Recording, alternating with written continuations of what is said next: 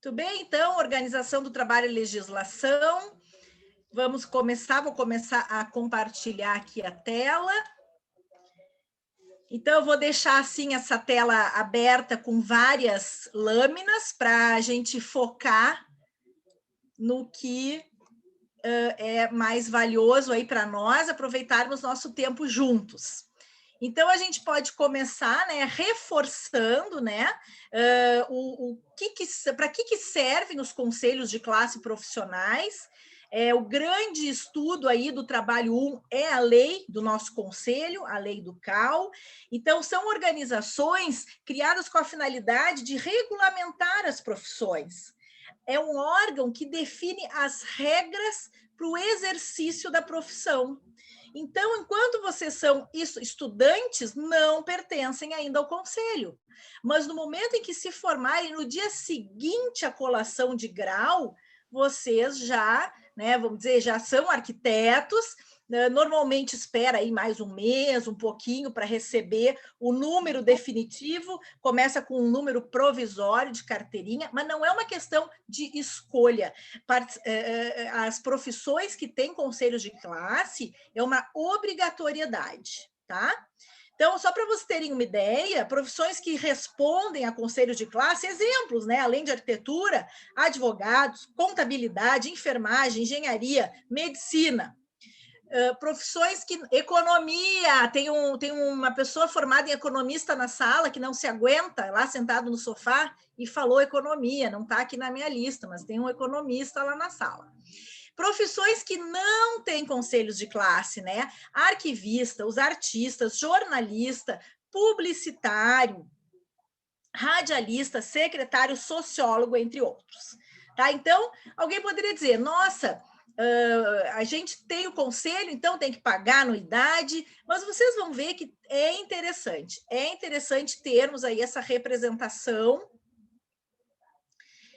Mas é justo o que está dizendo aqui, né? Alguns profissionais reclamam dos conselhos, né? Dizem assim, não, o conselho só cobra anuidade, cobra RRT, não oferece nada em troca. Eu tenho visto o nosso conselho muito ativo, né? Acho que a equipe que está lá e que foi reeleita, a grande maioria, muitos já foram reeleitos, faz um bom trabalho, porque entendam assim, ó, o principal cliente dos conselhos é a sociedade. Então, o nosso conselho de classe, os arquitetos, nós temos responsabilidade técnica. E é importante que haja, né, é uma espécie assim de um controle, mas é um controle que protege a sociedade do mau exercício da profissão. Então, consequentemente, os bons profissionais vão ser protegidos e valorizados. Então, essa é a ideia. A ideia é, o conselho, ele é para atender à sociedade, para proteger de problemas com os maus arquitetos. Consequentemente, os bons arquitetos se favorecem e valoriza a nossa profissão, tá?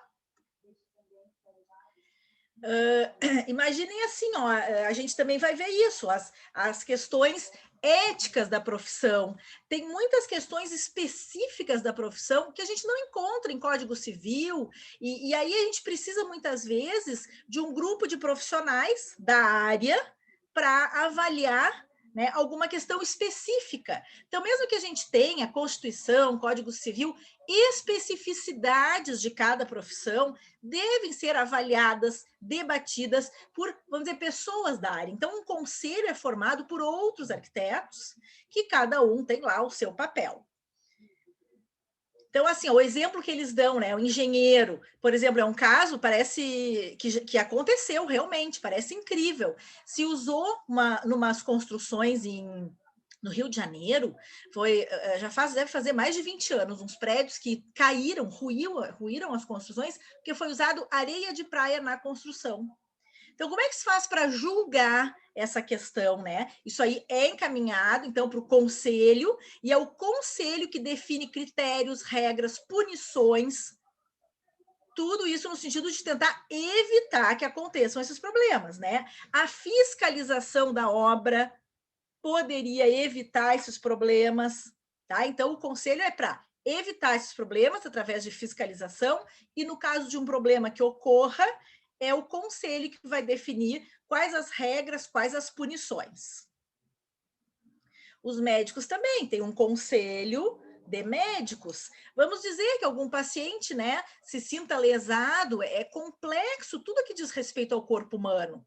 Então, se é ou não erro médico, quem vai julgar é um grupo de outros médicos que conhecem os detalhes, as especificidades, a questão que envolve, né? Então, é o Conselho Federal de Medicina.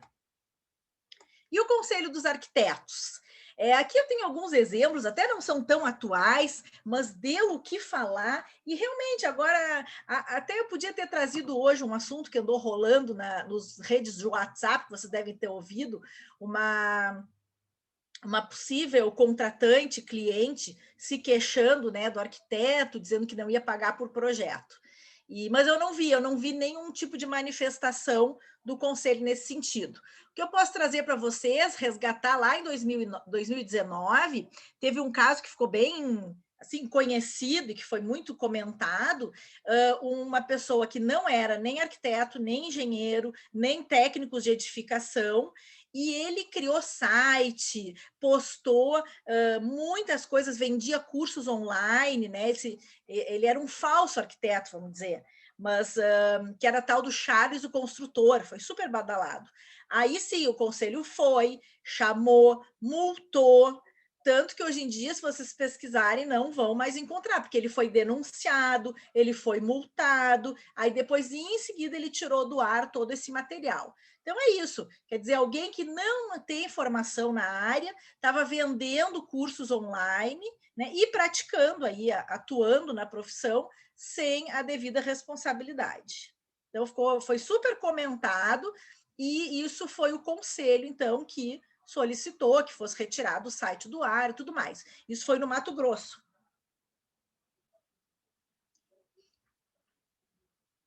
Aí aqui está, na ocasião, e aí eu trago para vocês tudo que saiu no site do CAL, dizendo qual foi, né? Ele vendia o curso dizendo assim, olha, a chamada dele era, qualquer um pode projetar. Tinha canal no YouTube, tinha perfil no Instagram, ele divulgava esses cursos, tinha bastante gente que acompanhava. Então, isso aí é uma propaganda enganosa, é um desserviço para a nossa profissão. E aí aqui, tá? Então foi lá, o Charles Construtor não era nem arquiteto nem urbanista, não possuía registro no CAL, nem engenheiro, não possuía registro no CREA. Então ele foi citado por notificação de infração de exercício ilegal da profissão. E é baseado em qual lei? 12.378 de 2010, que é a lei que vocês estão estudando.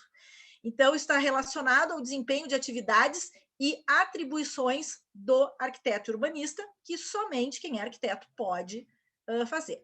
Então, ele foi pelo Departamento de Defesa do Consumidor, teve boletim de ocorrência sobre ilegalidade e denúncia no Ministério Público Federal. Então, foi notificado, teve que prestar esclarecimentos, e aí ele suspendeu tudo, suspendeu o perfil no Instagram e alterou o conteúdo do site. Ainda 2019, só que esse foi no meio de 2019, final de 2019. Também mais um assunto que ficou badalado aí nas redes sociais. Opa! Acho que está sem som, mas também não importa o som. Isso aí talvez vocês tenham visto, 2019, acho que a maioria de vocês já estava na faculdade, foi muito também comentado e muito controverso, né? A tal da, como é que ela era? Rosa, arquiteta e urbanista, que fez um videozinho cantando, dançando, cantando, falando sobre projeto. Então, isso aí eu recebi inúmeros, alguns clientes que têm mais liberdade comigo, para brincar comigo, né, de brincadeira, mandavam dizendo, olha essa arquiteta. Então, foi muito controverso, teve gente que achou que ela estava no direito dela de divulgar o trabalho dela, ela realmente é arquiteta formada, Mas teve também alguns profissionais que julgaram que ela estava, assim, vamos dizer, indo contra código de ética. Vários arquitetos fizeram pedidos aí aos CAUs. Ela é do Tocantins, tá? Então foi muito controverso. Tinha alguns arquitetos apoiando o vídeo e outros arquitetos questionando, dizendo que se enquadrava em alguns itens do código de ética, tá? Então, por exemplo, alguns arquitetos defendiam que um dos itens do código diz obrigações para com a profissão. O respeito e a defesa da profissão devem ser compreendidos como relevante promoção da justiça social e importante contribuição para a cultura da humanidade. Mas isso aí não foi definido que ela estava infringindo o código de ética. Só foram alguns arquitetos argumentavam, né, que o arquiteto deve construir sua reputação tão somente com base na qualidade dos serviços profissionais que prestar. E ali ela, né, teve um salto absurdo de seguidores no Instagram a partir de um vídeo onde ela faz uma dancinha e simula e adapta a letra de uma música popular falando do trabalho do arquiteto. E essa história, então, rendeu muita conversa e recomendações do nosso Código de Ética dizem: o arquiteto urbanista deve empenhar-se na promoção pública da profissão, contribuir para o desenvolvimento do conhecimento da cultura e do ensino relativos à profissão. Então, realmente, ela foi assim muito vulgar, vamos dizer. Entretanto, ela é do Tocantins. E o CAU do Tocantins foi acionado e colocou a posição deles. Diante da repercussão nacional do vídeo, da arquiteta Rose Ferreira Soares e Silva, o CAU Tocantins esclarece que o conteúdo do vídeo não fere o código de ética. O CAU Tocantins é a favor da liberdade de expressão, da livre concorrência de mercado, desde que seja de forma ética, de acordo com a legislação e normas vigentes. Tá? Então, são esses assuntos aí que, no exercício da profissão, no dia a dia, a gente se depara e gera aí nos grupos de arquitetos algumas discussões interessantes.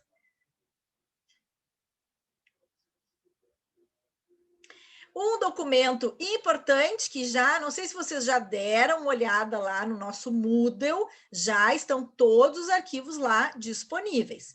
Eu tinha feito na aula passada uma combinação com vocês que eu quero reforçar. A ideia dessas nossas aulas de sextas, eu trago muitos conteúdos, mas quero despertar em vocês o desejo de retomar cada uma dessas apresentações para que vocês façam as leituras sugeridas. Então, tem muitas leituras sugeridas, leituras ilustradas. Então, aí eu costumo colocar como se fosse tarefa para casa. Então, o manual é um documento em PDF, coloquei na íntegra lá para vocês. Ele fala um pouquinho do histórico do Conselho dos Arquitetos. Aqui tem um resumo que acho que vale a pena a gente ver juntos. Então, vejam, algumas profissões nem têm conselho profissional. Os arquitetos, desde 1921, no Rio de Janeiro, já surgia o IAB, Instituto de Arquitetos do Brasil, até hoje, é uma instituição importante, reconhecida.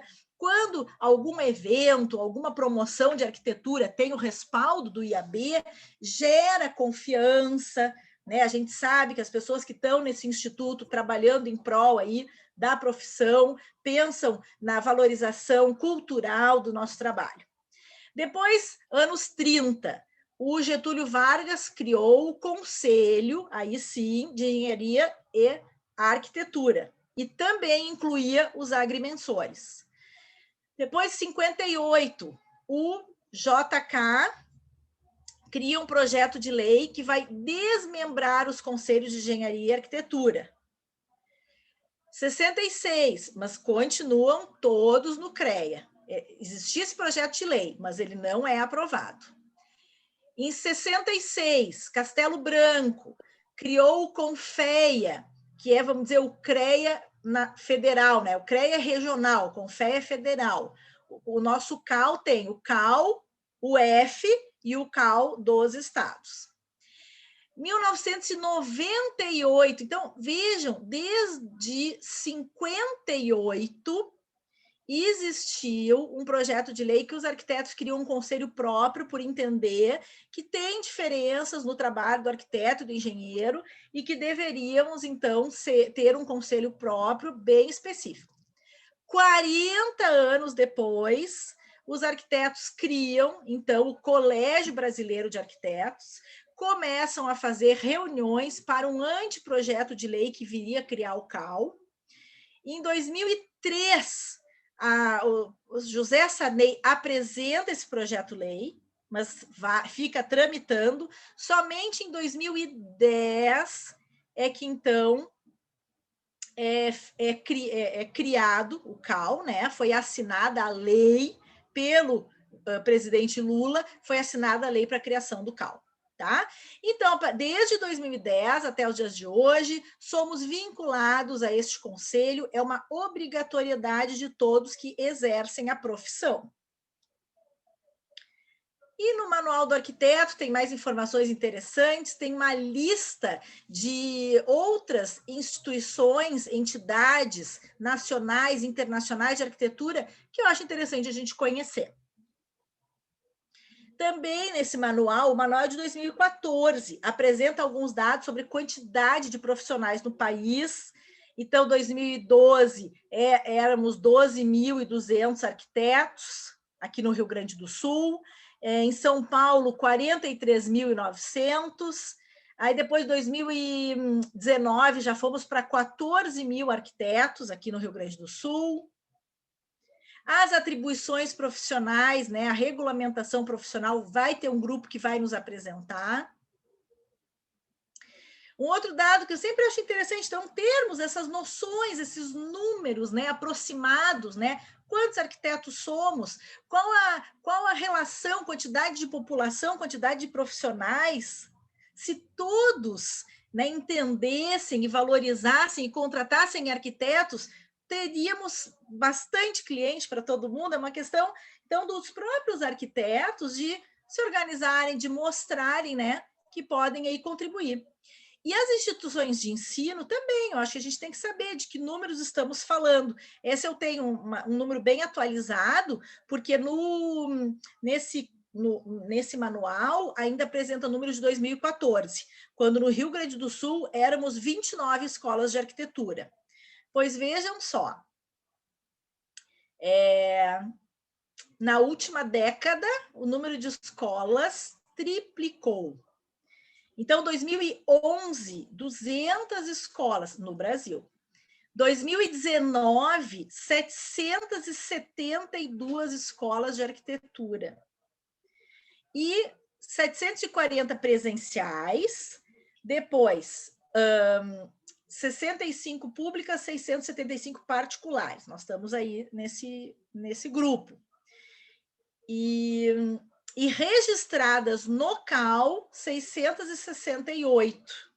Tá? Então, tem aí algumas escolas que o CAL, inclusive, não reconhece o diploma,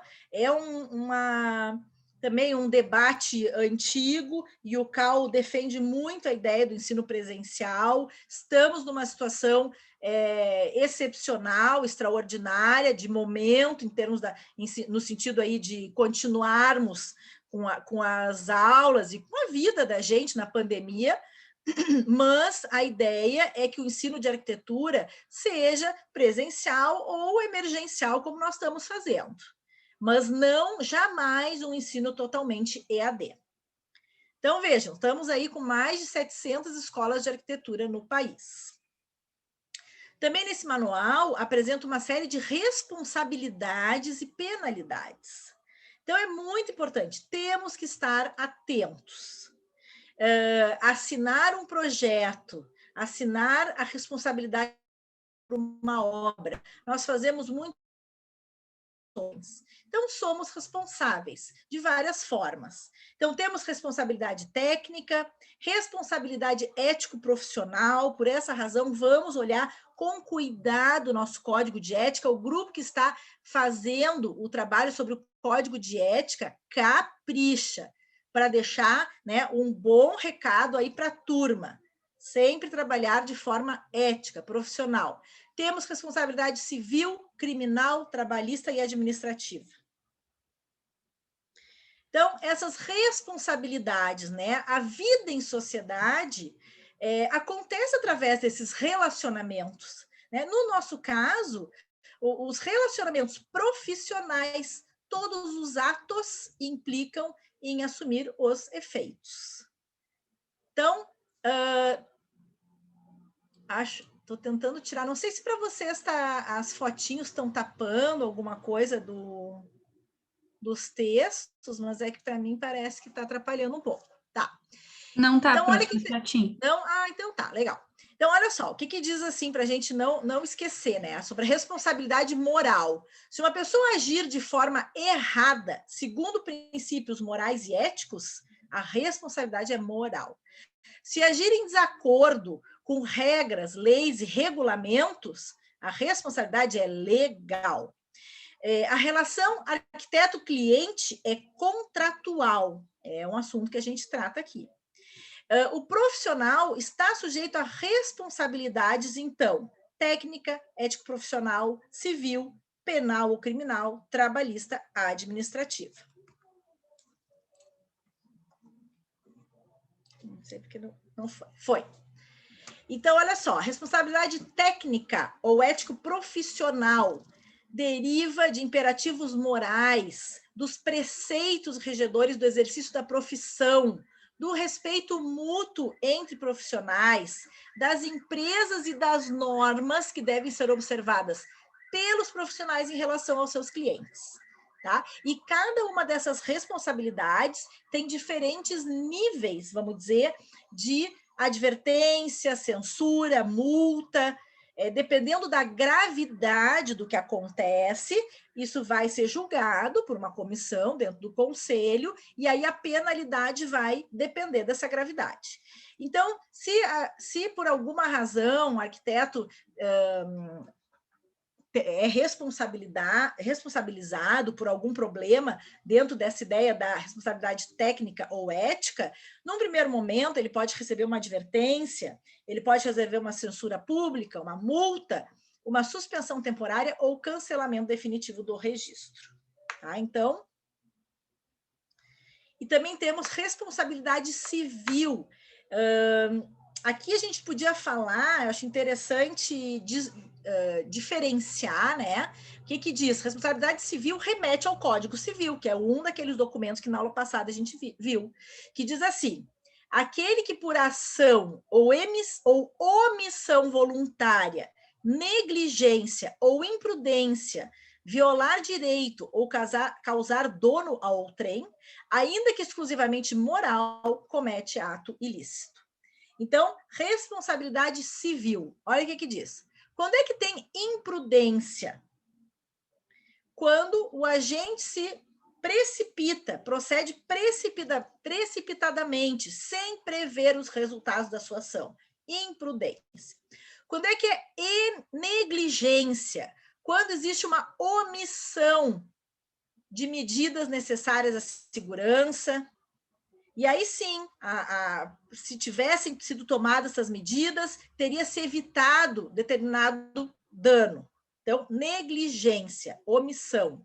Imprudência, quando é precipitado, não avalia os resultados da sua ação. E imperícia, quando existe uma inaptidão, conhecimento insuficiente, e aí foi praticado determinado ato. Então, essa frasezinha que eu botei em vermelho, eu acho bem interessante. Imprudência é fazer demais. Negligência é fazer de menos. Imperícia é fazer mal ou errado. Então, aqui na PUC, a aula de sexta-feira à noite é para falar sério, para deixar vocês pensativos, mas é assim que a gente acredita que os alunos que foram na PUC saem com essa bagagem, com essa noção e com essa responsabilidade, tá? Depois, também pode haver, né? Então, todos temos responsabilidade técnica, responsabilidades. Essa penal ou criminal. Imaginem, eu vou ser responsabilidade, tenho a responsabilidade técnica sobre uma obra. Se acontece um desabamento, se acontece um desmoronamento, então, tudo isso vai depender, né, das responsabilidades. Se acontece, por exemplo, um desabamento, se é uma queda de construção por culpa humana, se é um desmoronamento, pode até ser resultado de causas da natureza, mas aí depende, né? O que foi, onde que foi construída essa edificação que ficou suscetível a esse problema. Se acontece um incêndio, se acontece alguma intoxicação, se acontece alguma contaminação, tá? Então, todos esses fatos aí temos que estar atentos, né? São questões que a gente às vezes vê aí reportar e o arquiteto, no momento em que assina um projeto e uma execução, pode vir a responder por isso. Responsabilidade trabalhista, aí envolve contratantes e empregados, tá? Então, aí está relacionado com leis trabalhistas, direito ao trabalho, remuneração, férias, descanso, indenizações. Então, essa responsabilidade trabalhista só assume o arquiteto que contratar empregados. Responsabilidade administrativa está ligada aos profissionais que trabalham no setor público. Então, aí sim, essas normas legais impõem condições e criam responsabilidades ao profissional, tá? Então, são restrições impostas pelos órgãos públicos, a responsabilidade administrativa. Depois, esse manual também fala alguma coisa sobre como fazer o registro profissional. Quem já está no TCC2 vai receber essas orientações aí junto da secretaria. E um documento que eu anunciei na aula passada, que eu disse que, infelizmente, 2020 e 2021 não foi publicado esse documento. Então, é o Anuário de Arquitetura, o último que nós temos é 2019. Esse anuário tem dados sobre a profissão, os profissionais e as escolas. Ele é todo dividido, então, pelas regiões do nosso país. Ele começa de uma maneira geral falando sobre o mercado de arquitetura. Então, nós estamos aí, somos 166 mil profissionais no país. Depois mostra, né, que todo ano, em torno de 12 mil profissionais, então, novos, entram no mercado. Também, o que talvez não seja muito novidade para ninguém, as mulheres são maioria, né? A gente vê isso aí nas nossas salas de aula. Também fazem levantamentos aí sobre faixa etária. Então, somos 166 mil profissionais. Agora, empresas, profissional arquiteto, ele pode trabalhar como autônomo, ele pode ser empregado ou ele pode ser empresário. E aí, empresas, são 24 mil empresas no nosso país. Aí, claro, aí eles fazem uma série de comentários e relações. Então, falam assim, 35% das empresas de arquitetura e urbanismo do Brasil foram abertas nos últimos 5 anos. Então, por ano, mais ou menos 1.800 empresas são, então, registradas. Com relação às atividades, né? E aí só se tem controle dessas atividades em função dos registros do Conselho.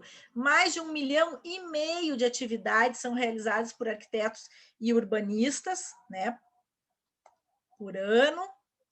Depois, também, desde 2018, vem um crescimento. Reforço, não temos aí dados 2020, 2021, mas sabemos que houve sim um aumento das atividades dos arquitetos nesse período aí, 2020, 2021.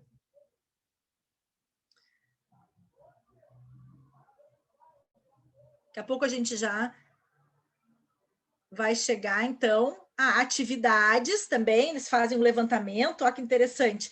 O que representa, né, a parte de arquitetura de edificações, sistemas construtivos, interiores, urbano, relatórios técnicos de arquitetura, relatórios técnicos de urbanismo, instalações de equipamentos de urbanismo, conforto, arquitetura paisagística, patrimônio. Tá? Então, também um crescimento, né? E a gente pode ver aí de todas essas atividades de 2018 para 2019.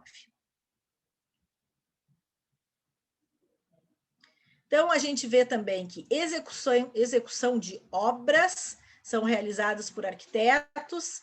O que são consideradas atividades especiais? Laudos, vistorias, avaliações, pareceres técnicos, mensuração, perícia, auditoria, arbitragem.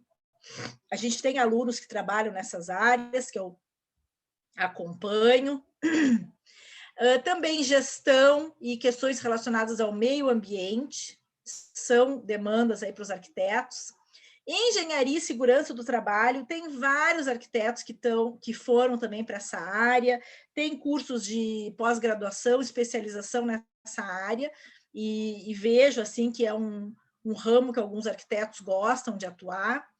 A área de ensino e pesquisa, reformas, acessibilidade. E aí aqui eu coloquei a primeira página de cada região do Brasil, porque os projetos são muito interessantes. Esse é um projeto que foi super premiado. Arquitetura e urbanismo, então, primeiro na região norte, depois nordeste, depois centro-oeste, sudeste e região sul. Paraná, não vamos nos deter, mas nesse material, quem tiver curiosidade, depois acessa. Bom, então agora sim, 2019, 14.794 arquitetos e 2.439 empresas. Maioria mulheres, 65%. Faixa etária, maioria dos arquitetos está entre 31 e 40 anos. 34% dos arquitetos do Rio Grande do Sul tem entre 31 e 40 anos.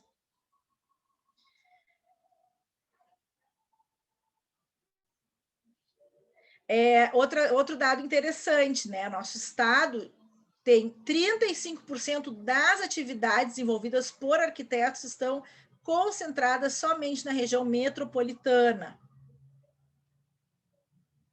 Pois aqui dados de Santa Catarina, que depois é para quem tiver interesse pode pesquisar.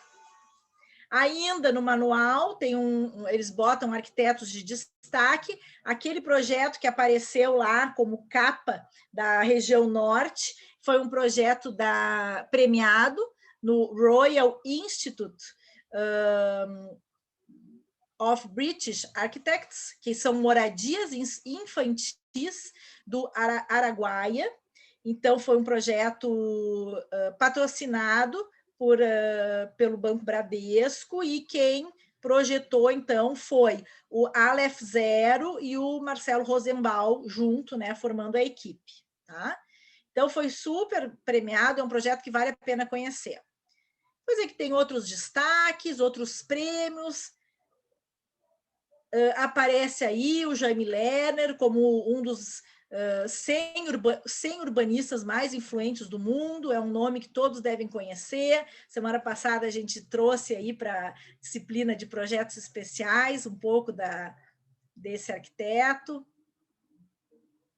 Então, esse manual está bem interessante, ele também finaliza falando sobre prêmios e concursos.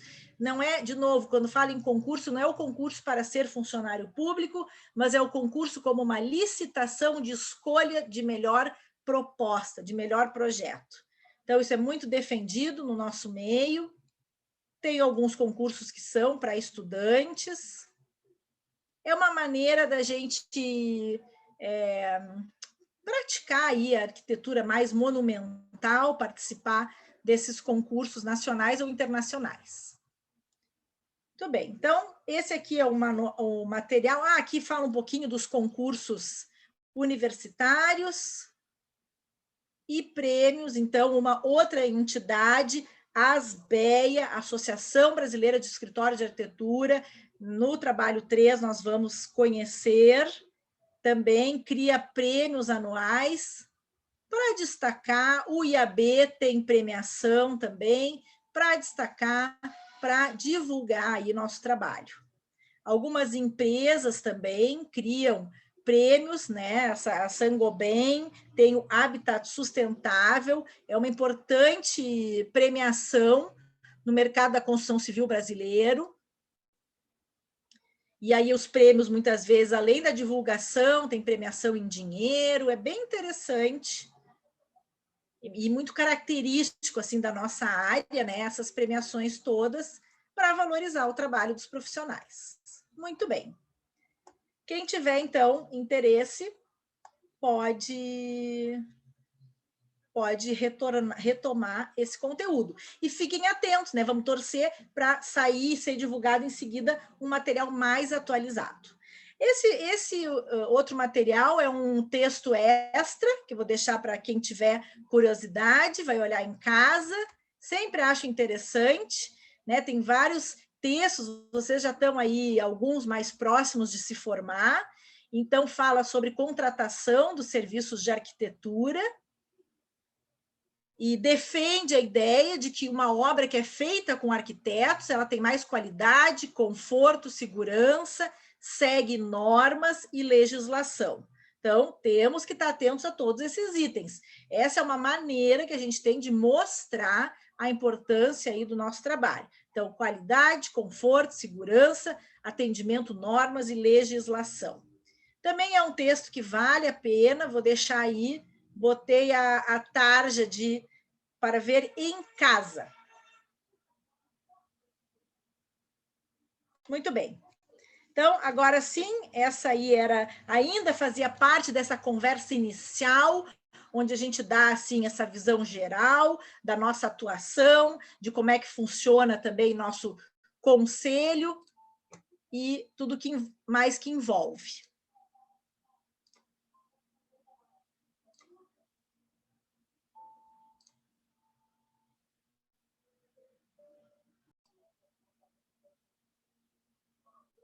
De uns tempos para cá, a gente tem trazido esse tema, honorários, também para algumas disciplinas. Mas havia uma época em que praticamente não se falava muito disso no ensino, na vida acadêmica, e os alunos sentiam muita falta assim que viravam profissionais. Então, de uns tempos para cá, a gente na universidade tem trazido esse debate e as entidades de classe também têm tabelas, sugestões de valores, e nós vamos falar um pouquinho sobre isso. Então, quando a gente fala de honorários profissionais, a primeira lâmina que eu coloco fala preço versus valor. Então, quando alguém comenta que algo, né, algum serviço, né, no caso dos arquitetos, nós prestamos serviço. Quando alguém comenta que está caro, quer dizer o quê? Que a percepção do serviço é como se ele custasse mais do que ele vale. Por sua vez, quando é barato, a percepção é que ele vale mais do que custa. E não pensem que isso não acontece, que eu logo recém-formada tive uma cliente, quando eu passei os honorários, falou só, mas também ultimamente não tem acontecido essa situação. Mas é isso, a gente às vezes não sabe cobrar, né? Logo que se forma e tem às vezes não sabe conduzir bem essas questões de remuneração. Então ela disse, mas só isso faz muito tempo. E quando a percepção é de que o valor é justo, quer dizer então que o preço, né, o que está sendo pago por aquele serviço, está se vendo valor no que está sendo entregue. Agora, é uma aula, essa, que a gente vai hoje conversar, ela não é muito fácil de conduzir, Porque as perguntas são muitas, né? Como que eu cobro? Quanto custa? Quanto vale? Qual o valor? Essas são as perguntas. Para isso, a gente tem que pensar e ter as respostas. Quanto tempo? Qual é o serviço? Né? As pessoas nos perguntam, quanto custa? E a gente tem que saber quanto vale. Então, essa imagem ilustra qual é a fórmula, né? Que bom se a gente pudesse só aplicar os valores de uma tabela. Por mais que eu vou apresentar para vocês N tabelas profissionais,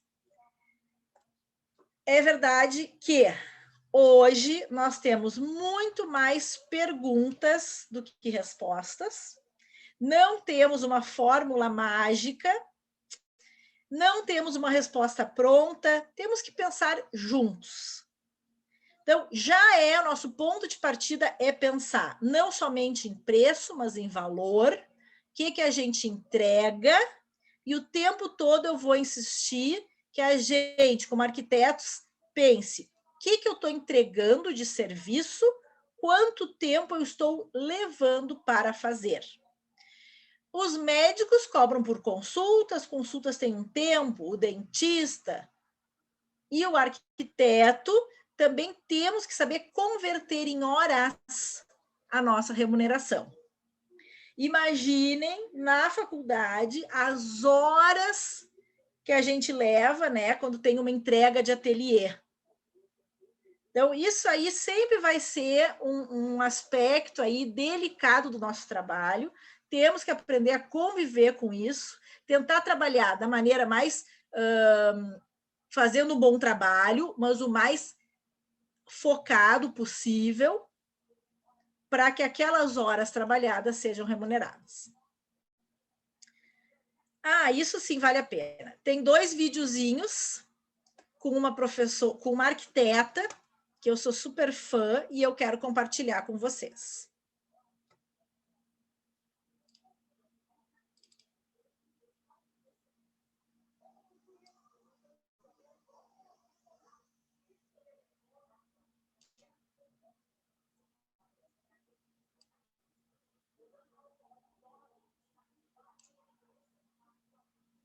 Só eu ver qual é o primeiro, são 2.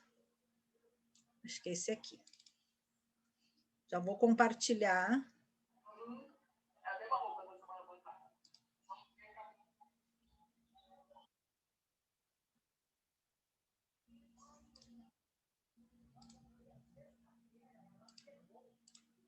Vou pegar o videozinho aqui.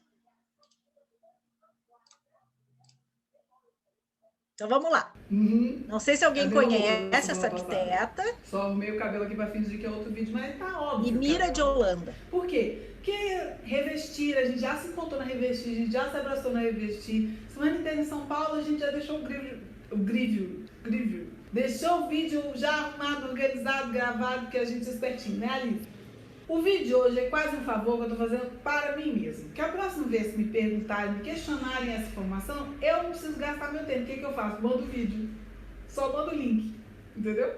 Vamos entender por que o Estúdio M4 não trabalha orçamento de projeto por metro quadrado?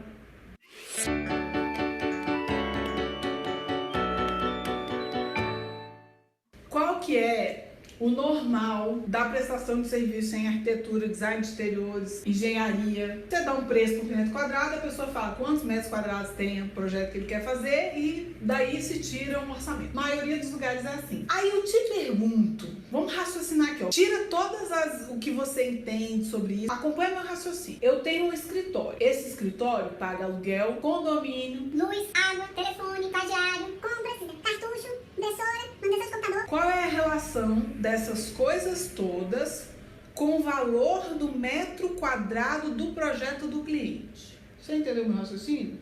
Vamos pensar de outro jeito.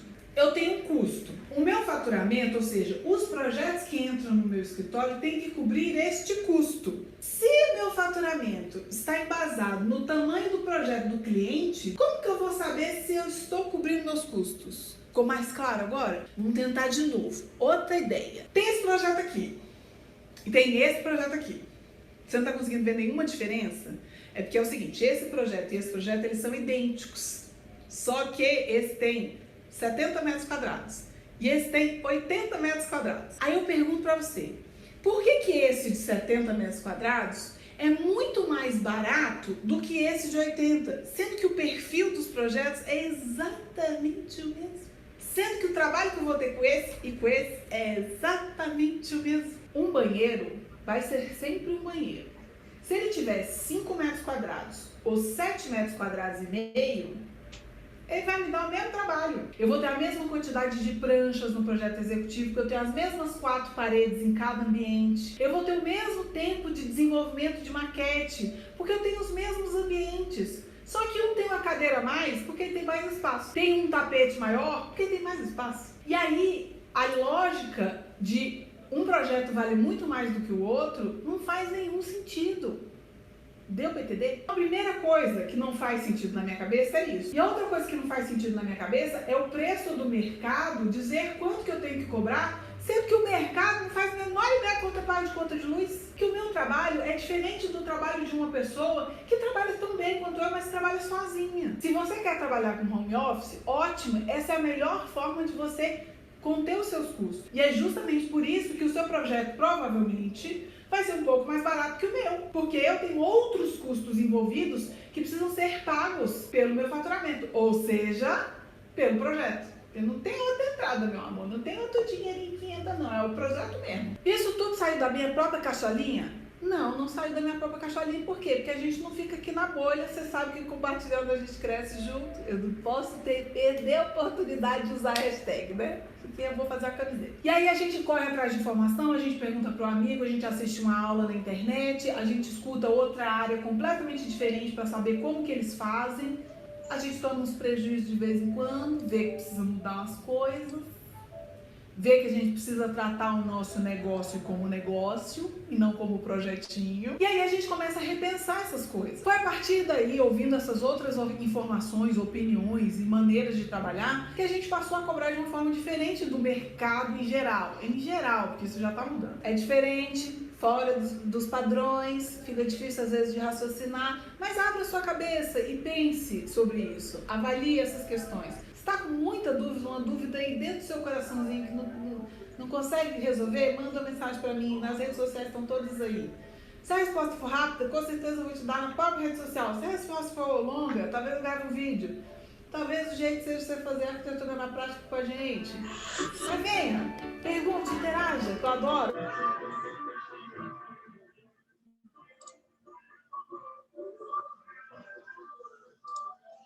Ó, pessoal, isso foi uma introdução e agora tem a continuação.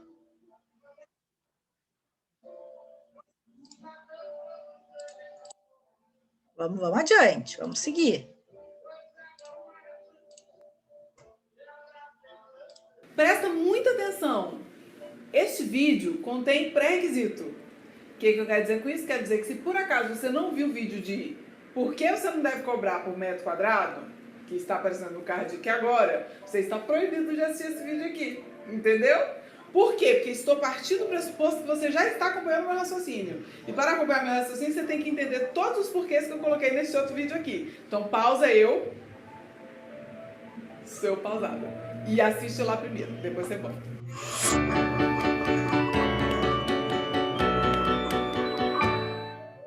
Você encara o seu escritório como um negócio. Estou partindo disso aí. Você não mistura suas contas pessoais com as contas do escritório. Estou partindo disso aí. Você tem o controle, a consciência e as planilhas e os dados dos últimos 6 meses do seu escritório. Estou partindo disso aí. Certo? Ok, certo. Então como é que faz? Como que cobra? Como que orça um projeto? De onde eu vou partir? Já parou para pensar em cobrar por hora? E mira, você teve essa ideia incrível. Não, gente. Muitos prestadores de serviço trabalham por hora. Por que a gente não trabalha por hora? E como calcular essa hora? Como saber o valor dessa hora de trabalho? Muito simples. Você não tem todos os controles do seu escritório? Então você vai pegar os controles dos últimos 6 meses, vai fazer uma média. E aí você vai saber exatamente quanto o seu escritório gasta para sobreviver mensalmente. Ai, Mira, o que tem que estar incluso? Tudo. Ah, mas é porque esse mês teve cartucho e o mês passado eu comprei uma resma de papel. É por isso que eu tô falando em média, meu amor. Então você vai pegar os últimos 6 meses. Aluguel, luz, internet, cartucho, manutenção do computador. O que mais? Tem todo tipo. Estagiário, funcionário. Funcionários. Imposto. Fez a média? Material de limpeza. Material de limpeza, lanchinho. Tudo aquilo que você paga com o dinheiro do escritório tem que estar nessa conta. E se você tem essa conta, você sabe quanto que o seu escritório gasta em média. É só pegar o total dos últimos 6 meses e dividir por 6. Ficou facinho essa conta aí. Até a Alice, que não gosta de matemática, sabe fazer essa conta aí. Agora vamos parar para pensar. Quanto tempo seu escritório fica aberto por mês? Afinal de contas, nós estamos tratando de contas mensais. Então, o parâmetro tem que ser o mesmo. Se estamos falando de mês, a gente vai continuar falando de mês. Então, quanto tempo seu escritório trabalha por mês? Por que eu falei seu escritório? Porque você trabalha sozinho? Você trabalha com mais 1, com mais 2, com mais 3 pessoas, com mais 4 pessoas? Você vai pegar o tempo de todas essas pessoas que estão trabalhando no seu escritório e vai entender quantas horas por mês o seu escritório é capaz de entregar, de trabalhar, de desenvolver projetos. Sou eu e meu sócio. A gente trabalha 8 horas por dia, 5 dias por semana, 4 semanas por mês. Quanto que dá isso? Vamos fazer a continha aqui.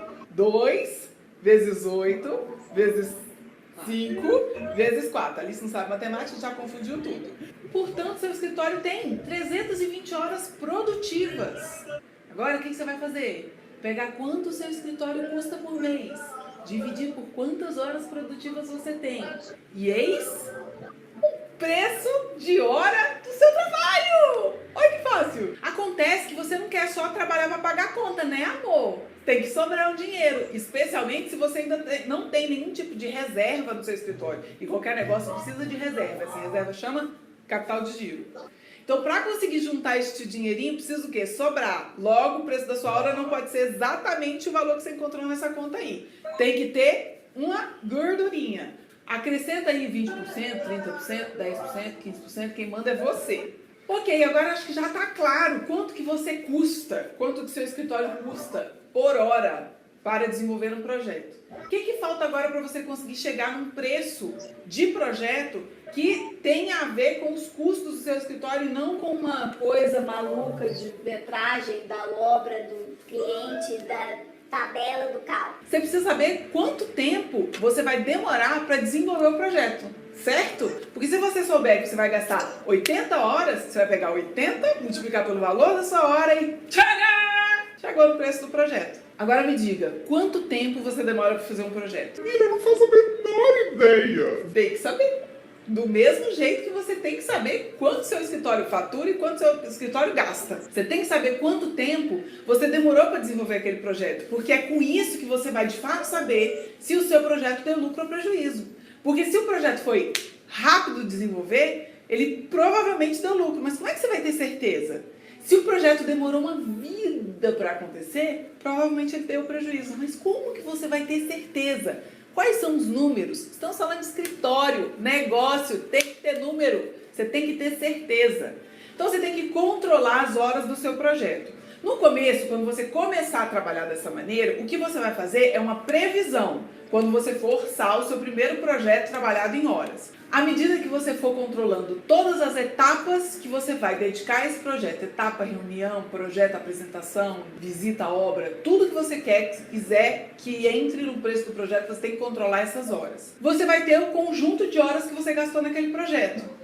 No primeiro momento, o que você vai fazer é avaliar se esse conjunto de horas condiz com o valor que você cobrou. No próximo projeto, com o mesmo perfil, lembra o vídeo que você já assistiu, entendeu? O perfil do projeto, não metragem, perfil. Próxima vez que você tiver um projeto com o mesmo perfil, tá muito mais fácil. Você já sabe quanto tempo que aquele tipo de projeto vai tomar do seu escritório. Não tá mais fácil? Não tá mais fácil entender o que é um projeto que causa lucro e o que é um projeto que causa prejuízo? Aos poucos, você vai ajustar esses valores. Não se desespere se no começo der um valor completamente errado. A gente erra mesmo. O Estúdio M4 vira e mexe, dá umas baitas, umas erradas boas. E claro que varia também, vai ter um cliente que é muito diferente do perfil do outro cliente. Vai ter um cliente que vai ser muito diferente, que vai demorar mais, que vai ser mais complicado. Esse é um cliente que vai ser pago pelo outro que é agilizado.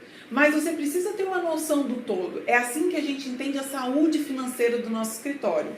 Ficou claro? Agora você está me perguntando. Mira, como que eu faço para ver quanto tempo que gasta? Faço uma planilha no Excel? Pode fazer uma planilha no Excel. Mas pode também usar uma ferramentinha maravilhosa que se chama Labor. E Mira, esse é um mexão? É o Merchan!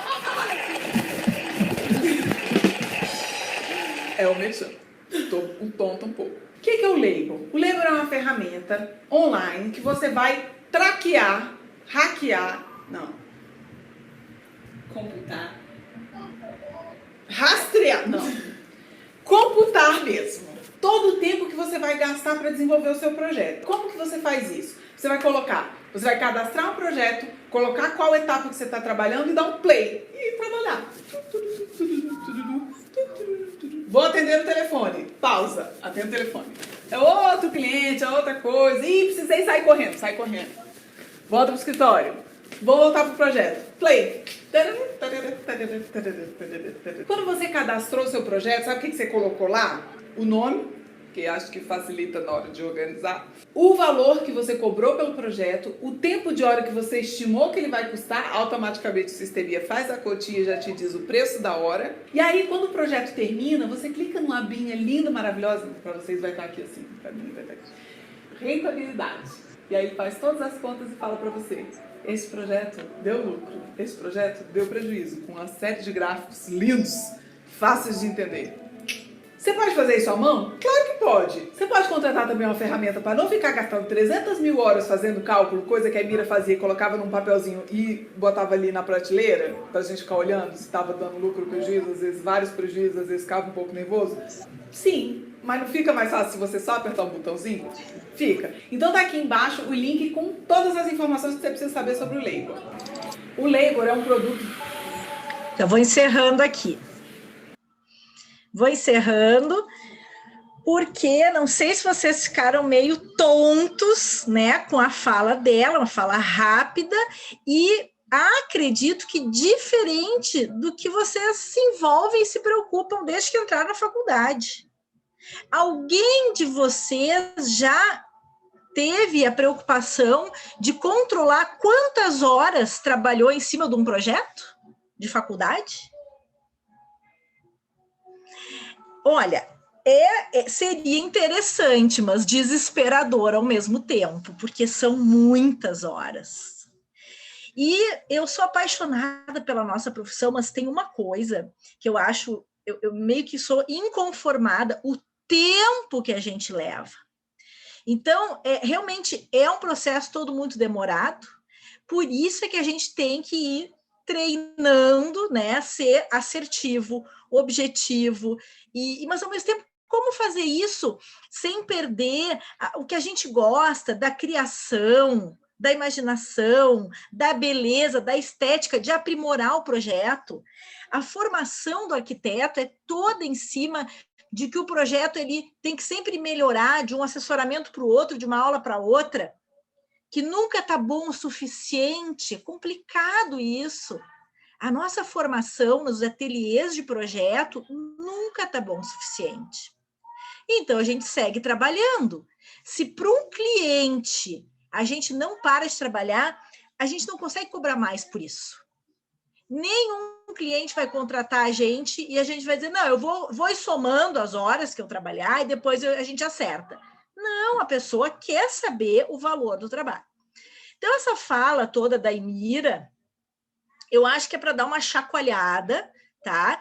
É muito importante, o que tem assim de mais atual sobre maneiras de cobrar honorários, vocês vão ver que tem 1000 outras sugestões de maneiras de cobrar honorários, mas o que tem assim de mais atual, o que nos parece ser o mais adequado, é esse controle de horas, porque uma coisa é inegável, o dia só tem 24 horas, a gente tem uma capacidade limitada.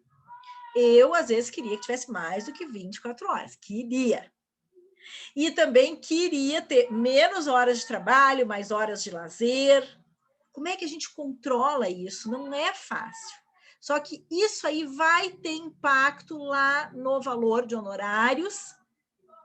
E nesse final do mês, que nem ela fala, dividir essas... Ela falou que eram 2 no escritório, por isso que ela chegou em 320 horas. Mas cada um de nós, vamos dizer, o arquiteto inicialmente trabalha muito sozinho. São 160 horas. Não é mais do que isso. Então, qual é o valor recebido? Divide por essas 160 horas e, dependendo do tempo que um projeto leva, ele dá prejuízo. Então, é isso que nós temos que estar atentos. Vamos seguir aqui na nosso material. Então, essa arquiteta já há muitos anos eu acompanho, e ela traz no canal do YouTube dela, é o Estúdio M4, ela traz muitos assuntos interessantes, eu recomendo. Ainda no assunto de honorários, quem for trabalhar o grupo 9 vai apresentar para a turma a questão da tabela de honorários. Mas eu tenho um pedido especial, não só apresentar a tabela, porque isso a gente vai dar uma olhada hoje, mas falar sobre, isso também, vai apresentar a tabela, mas falar sobre honorários. Se no grupo 9 tem estudantes que estão fazendo estágio, perguntem essas questões nos estágios de vocês. Vamos atrás dessa informação. Questionem. Depois nós vamos acessar, se não der hoje, na próxima aula, eu vou acessar com vocês o site do CAL, nós vamos entrar na tabela, nós vamos mexer um pouquinho. De novo, tudo tem que ter prática. É mexendo, é testando, que a gente vai, então, conseguir aprender a usar. É uma possibilidade. A tabela do CAL é uma possibilidade. Nem que seja para verificar, fazer uma checagem. Qual o valor que está cobrando, o que a tabela do CAL sugere. É um cálculo bastante complexo que se faz na tabela, tudo direto na internet, e leva em consideração, inclusive, o número de pessoas que trabalham no escritório. Isso é interessante. Por isso que a Emira, ela sugere, não pensem no metro quadrado. Se é por metro quadrado, o trabalho que dá fazer o projeto de um banheirinho, de um lavabo de 2 metros quadrados, dá trabalho. E, de repente, uma sala de 20 metros quadrados. Então, tem essa questão aí importante, e interessa muito aos arquitetos saberem o valor hora do seu trabalho. Eu já venho falando também para vocês, ali antes era a tabela do CAL, uma outra entidade é a AAI, Associação de Arquitetos de Interiores.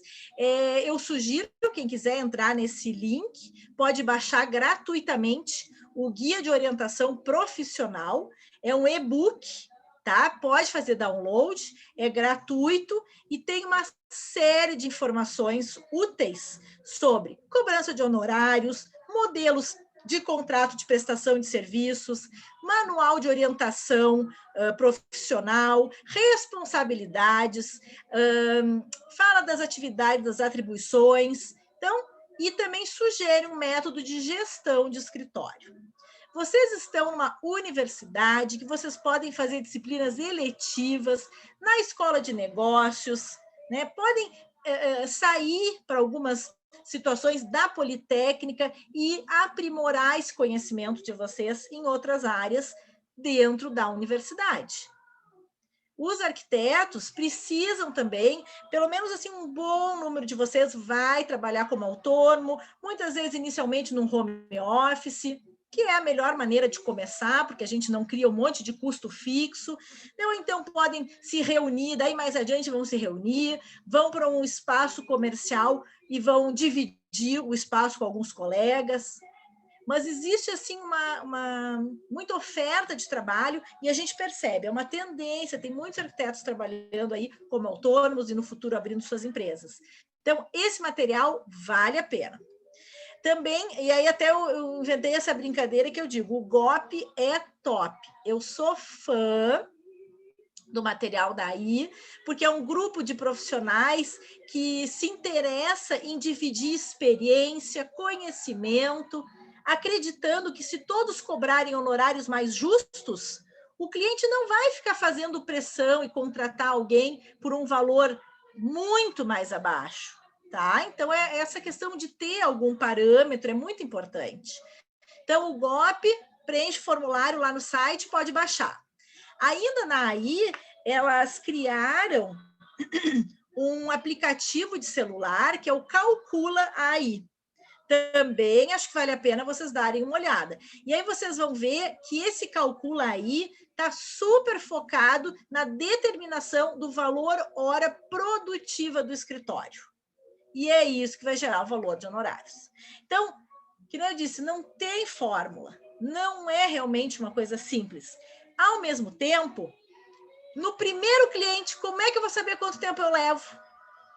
Então, temos que conversar, temos que trocar ideia com os colegas. A tendência dos primeiros contratos é errar nos valores e, aos poucos, a gente vai aprimorando. Mas o aplicativo esse, o Calcula AI, para celular, ele é todo focado na questão do valor hora. Agora, além de tabela do CAL, aplicativo da AI, guia de orientação profissional da AI, vamos falar de algumas outras cifras. Se a gente está falando de honorários, não podemos jamais nos alienar. Então, o que a gente tem que saber? Qual é o salário mínimo nacional? Qual é o CUB do Rio Grande do Sul? E o que é o CUB, né? O custo unitário básico do Rio Grande do Sul. E qual é o piso salarial profissional? Então, salário mínimo, CUB, piso salarial. Alguém arrisca no salário mínimo nacional 2021? Estou fazendo pergunta difícil hoje. Pô, Cris, sexta de noite, o que a gente quer ficar fazendo cálculo, pensando em números? Pior. Isso estava na fala da Emira, né? Temos que pensar em números. Bom, o CUB, ele muda mensalmente, é um cálculo complexo que se faz para definir esse índice. Piso salarial profissional, ele é diferente do salário mínimo. Vamos dar uma olhadinha nisso. Então, já que ninguém respondeu, nem o meu assistente que fica no sofá não respondeu. Não sei se ele sabe quanto é que está o salário mínimo. Ih, errou! Não, pior é que não sei se errou. Ele falou 1.200, mas o salário mínimo nacional, R$ 1.100. Chegou perto, tá bom. Então, isso foi, né, no dia 30 de dezembro, foi, né, definido. Este é o salário mínimo nacional, R$ 1.100, para o ano de 2021. Também um outro dado interessante, além do valor mensal, que é o salário mínimo profissional, existe também, nesse guia trabalhista, qual é o valor diário mínimo, que é de R$ 36,67, qual seria um valor hora mínimo de R$ 5,00. Então, são informações que vão nos ajudando a começar a pensar em valores. No primeiro momento, não quero que você, não temos que chegar à conclusão de nada aqui. Nós temos que entender. Existe um valor mensal que é considerado o salário mínimo nacional, R$ 1.100. Existe um valor diário que é considerado o valor diário mínimo que um trabalhador pode receber, que é de R$ 36,67 e um valor hora de R$ 5,00. Agora, existe também o salário mínimo por estados, porque o salário mínimo nacional, nenhum estado pode ter um salário menor do que o mínimo nacional, mas os estados podem ter seu salário mínimo próprio. E aí o meu marido no sofá quase acertou, é de 1.237 no Rio Grande do Sul, tá?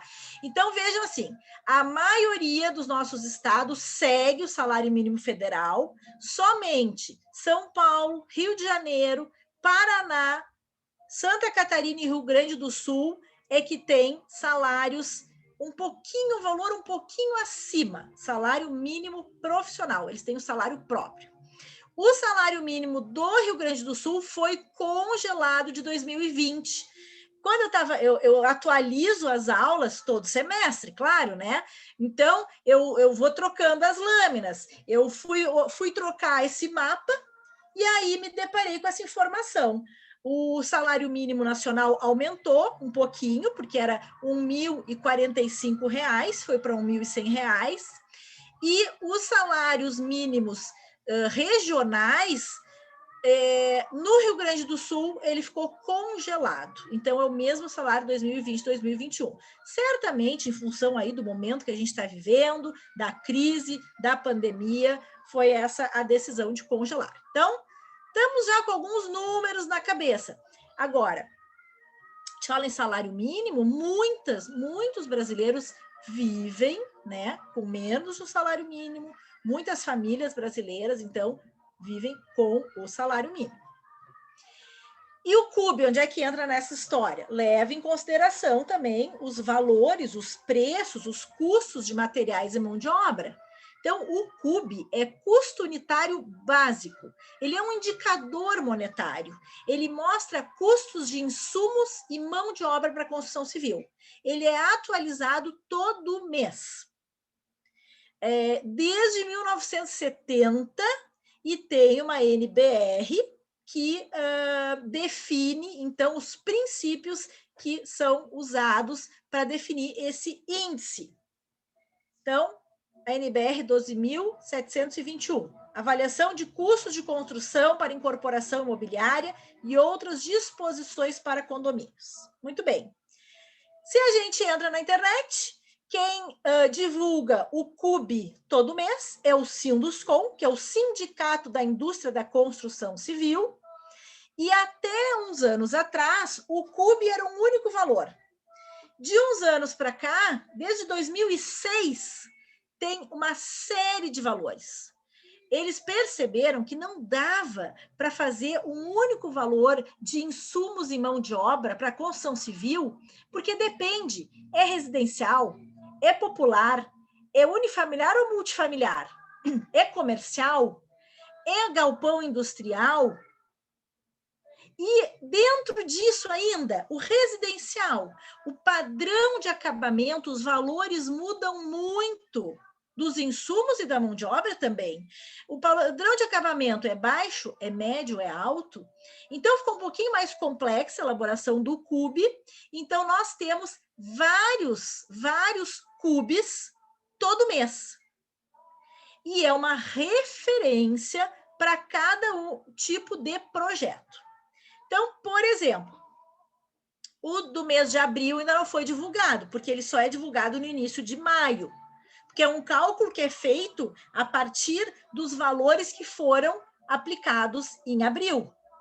Então, nós estamos trabalhando ainda, o CUB atual, se a gente quiser usar como índice, é de R$ 1.723 para uma residência unifamiliar de padrão baixo, e para uma residência unifamiliar de padrão alto, vai a 2.866. Então, o CUB deveria dizer o seguinte: se alguém pergunta, quanto que eu vou gastar para construir uma casa de 100 metros quadrados? É um chute, sabe aquele chute que a gente tenta dar na trave? Dizer, olha, o CUB é a unidade que daria para considerar 1 CUB por metro quadrado. Então, eu vou multiplicar. Quero fazer uma casa de 100 metros quadrados. R$ 2.800 é o CUB. Estamos falando o quê? De R$280 mil, é isso? Olha eu aqui, vamos ver. Exatamente. Então, isso é um chute, mas a gente vai ver que tem que ter muito cuidado. Mas eu gosto de trazer essa informação, porque também você, estudante de arquitetura ou arquitetos recém-formados, vocês não podem também ficar boiando, não sei quanto é que custa. Hoje em dia, para mim, interessa menos saber o valor do CUB, porque eu fiz, vamos dizer, uma obra num apartamento de 200 metros quadrados. Custou X. Então, eu já tenho essa informação. É informação baseada na experiência. Mas quando a gente não tem experiência, a gente tem que usar esses índices para não ficar totalmente fora do ar. O leigo, a maioria das pessoas, quando procura um arquiteto, vai dizer o seguinte: quero fazer uma casa de 100 metros quadrados. Eu tenho 100 mil. Pô, 100 mil é bastante dinheiro. Mas, gente, não dá. Não dá. Não dá por causa do preço dos insumos, do preço da mão de obra. Esta é a verdade. E é nossa responsabilidade dizer essa verdade, que sabe o que é a pior coisa que pode acontecer? A pessoa começa a construir essa casa de 100 metros quadrados, ela gasta todos os 100 mil e não termina a construção. E daí a construção vai ficar ali abandonada, ou a pessoa vai se endividar, ou vai estragar, vai ficar deteriorando o que foi feito. E tudo isso tem a ver com planejamento. Planejar uma obra, uma execução, um projeto, envolve contratar um profissional. Tá? Então, toda essa conversa, aos pouquinhos, aí vocês vão pensando nisso. Sexta de noite, a gente se afasta um pouquinho do projeto, ateliê 1, ateliê 2, ateliê 3, ateliê 4, afasta do TCC e vamos pensar mais um pouquinho adiante, quando vocês estiverem formados, ou até ainda hoje em dia, né, estão sendo questionados aí na família, quanto é que tu acha que eu vou gastar? A gente sempre tem que ter muito cuidado, tem que dizer, olha, eu não posso te afirmar, porque depende muito dos revestimentos que tu vai escolher, depende de muitos fatores, é complexo, mas se é para dar um chute, existe um índice, que é o CUB, que é o custo unitário básico. Então, um chute que se pode dar para alguém que quer ter uma ideia de quanto vai gastar é 1 CUB por metro quadrado, tá? Então, também no Sinduscom, é onde eu gosto de procurar o CUB mensal, mas o próprio site do CAL tem também esse texto que fala da NBR e que conduz para o site do Sinduscom, tá? E aí, hein? Tá, mas então é um CUB por metro quadrado. Qual é o custo por metro quadrado? Realmente, todo mundo que vai construir quer saber quanto vai custar antes de construir. Aliás, o problema é que a pessoa quer saber quanto vai custar antes de projetar. E o projeto também acaba influenciando no custo. Mas isso aí tudo a gente tem que ter sempre muita paciência e de explicar para as pessoas que tudo isso depende. Mas é uma aproximação. Então, esse CUB, né, é uma possibilidade aí para usar no mercado imobiliário, ele é um parâmetro. Isso sim, ele é um parâmetro. Pois esse videozinho é interessante vocês assistirem, mas vou deixar para vocês verem em casa, falando, é um engenheiro civil falando da experiência dele, dessa questão do CUB por metro quadrado. Aqui, essa lâmina reforça a importância de entender que os projetos não são todos iguais, os padrões de acabamento não são todos iguais, varia muito se a gente está falando de um projeto residencial, popular ou de interesse social. Temos que estar atentos a isso aí. Agora, se a gente diz que uma obra custa 1 CUB por metro quadrado, tem um detalhe. O terreno não está nesse cálculo. O valor do terreno não está nesse cálculo. Outro detalhe, o valor dos projetos não está nesse cálculo. Tem um monte de coisa que não está nesse cálculo. E isso tem que ser dito. Porque a tendência da pessoa, quando tu diz assim, olha, para construir uma casa de 100 metros quadrados, tu vai gastar 280 mil se considerar 1 CUB por metro quadrado. Primeiro que a pessoa já nem acredita, vai, não, com 250 eu faço. Gente, não faz. Porque, além disso, tem que se dar conta. Num cálculo desses, não está incluído fundações. Mas por quê? O Sinduscom não consegue fazer esse cálculo, porque depende do projeto, o tipo de fundação. Então, é um cálculo de todos os insumos e mão de obra. Mas projeto não está, o terreno não está, fundações não está, elevadores e instalações, ar-condicionado não está, calefação não está. As áreas de lazer, se for um edifício, playground, piscina, quadra de esportes, não está nesse cálculo do CUB. Então, é importante saber, existe essa referência, ele é parcial. Quer dar um chute, é melhor do que nada. É melhor do que a gente ficar boiando, não saber o que dizer, mas saibam que sempre vai ser mais, o custo vai ser maior do que esse cálculo mais expedito que dá para fazer. Tá bom, então falamos de salário, salário mínimo nacional, falamos do custo unitário básico da construção, o mais ou menos 1 cúbico por metro quadrado, sabendo que tem um monte de coisa que não está incluída. Bom, e o piso salarial? Então, o piso salarial é para a categoria profissional. Então, qual é o piso salarial do arquiteto? É especificamente para arquiteto. E ele, obrigatoriamente, ele é um pouquinho mais, ou tem que ser mais do que o salário mínimo nacional, tá? E isso quem define são os sindicatos. Vocês tiveram, no segundo encontro aqui da disciplina, que eu não participei, o Evandro, né, o Babu, é presidente do SAERGS, que é o Sindicato dos Arquitetos. Tá? Então, isso foi definido em 1966. A lei do sindicato, essa diz que o piso salarial do arquiteto tem relação com a jornada diária. Então, é o seguinte, para a jornada de 6 horas, 6 salários mínimos. Para a jornada de 7 horas, 7,25 salários mínimos. Para a jornada de 8 horas, 8,5 salários mínimos.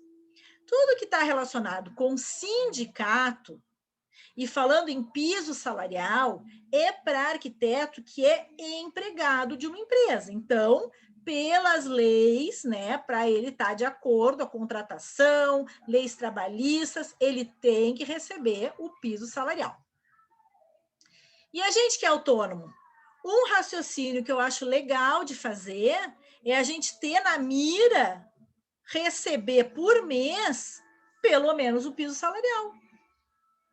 Porque quando a gente é autônomo, a gente tem muitas vantagens de autonomia, de fazer o nosso horário, mas também tem muitos custos, muitas desvantagens. Então, é um raciocínio que de uns tempos para cá também me parece bem interessante, tá? O arquiteto autônomo pode, no seu cálculo do valor hora do escritório, colocar como lucro, que a Emira colocou ali, né? O lucro ser o equivalente ao piso salarial, porque o resto todo é custo. O escritório tem o perigo de um monte de dinheiro que entra e um monte de dinheiro que sai. O que é que fica realmente no bolso da gente para a gente viver, para a gente, claro, quando puder, viajar, para a gente ter o nosso plano de saúde, para a gente pagar uma pós-graduação, tá? Então, isso aí tem que estar muito atento. O valor de honorários tem que pagar todos os custos, porque é um dinheiro que entra e sai. Ele entra, mas ele já tem destino. E todo arquiteto, o que a Emira falou, até ela deu uma boa risada, né? Ninguém quer viver só para trabalhar. Também, ela até brincou, tem que ter uma gordurinha. Então, tem que ter um pouquinho mais. Se for possível, uma meta interessante é ter esse a mais ser o piso salarial. Então, essa resolução de 2012 reforçou o que diz era uma lei, né? A lei de 1966, não teve alteração. Em 2012, a resolução, então, diz que jornada de trabalho até 6 horas, 6 salários mínimos. E aí usa a referência do salário mínimo nacional. Então, o piso salarial ou salário mínimo profissional para 6 horas de trabalho é 6 salários mínimos nacionais. o Conselho também criou uma tabela, que não é o caso da gente analisar aqui, mas é bom vocês saberem que existe, que aí proporcionalmente, com relação às horas, é um cálculo que se faz para... Então, diz assim, para 6 horas trabalhadas diárias, são 6 salários mínimos. Para 7 horas, 7,25 salários mínimos. A cada hora a mais tem um percentual pequeno também a mais. Isso é o que diz a legislação. Isso é o que a gente pode mirar para alcançar. Infelizmente, eu preciso dizer para vocês, isso não é a realidade aplicada direto, assim, no nosso país. Mas nós temos que, em primeiro lugar, conhecer o que diz a legislação e, a partir de então, batalhar para que isso seja cumprido. Um outro site, eu consulto muitas informações atualizadas para trazer para essa aula, porque senão a gente não consegue botar na prática. Um outro site que eu consulto é esse que traz, ele tem de todas as profissões, tá? Os salários, cargos e salários. Então, o arquiteto urbanista também já atualizei para 2021, né? Na aula do semestre passado era 2020, deu pouca diferença.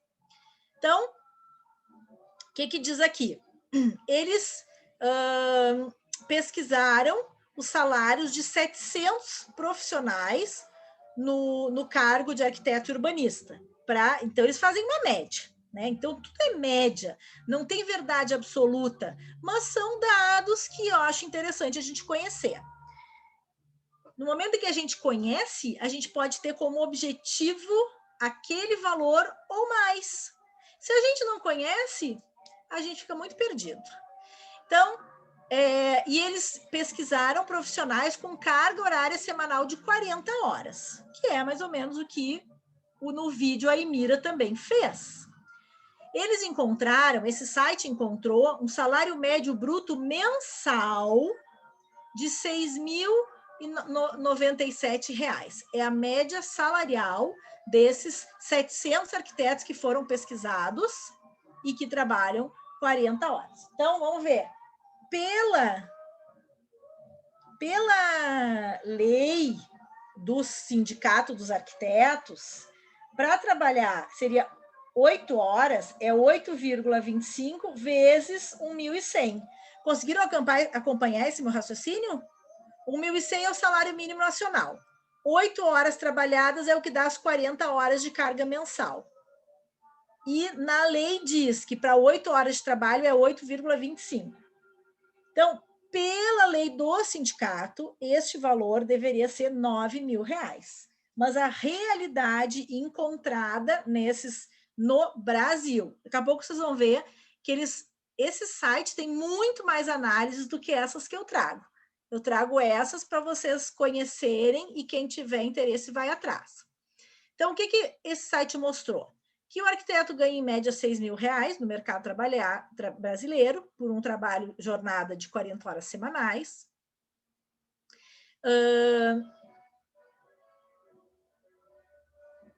Que